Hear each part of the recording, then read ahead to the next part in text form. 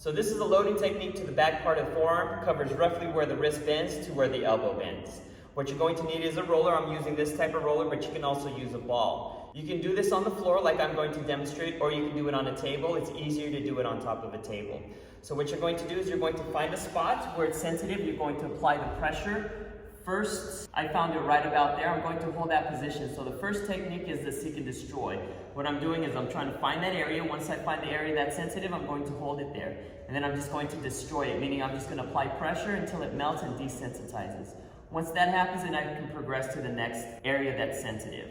Now when you're doing this, right now I'm going from the wrist to the elbow, but what I can also do is I can tilt it in this way or go the opposite direction. Wherever I feel more load or more sensitivity, I'm just going to hold that there. The second way that you can do is more of the pin and stretch. So what I'm going to do is the exact same thing. I'm going to find an area that's sensitive, and then what I'm going to do is first move my wrist. I'm going to move my wrist back, and then I'm going to curl my fingers and go all the way up. And then I'm going to relax it. I'll do the exact same thing. Curl my fingers first, and then curl my fist or curl my wrist and hold that position until it kind of melts. The other way that I can do is go the direct opposite. So I'm going to start in this position, and then from there, I can bend my elbow a little bit more so my body goes over my forearm and hold that a little bit, and then repeat that step.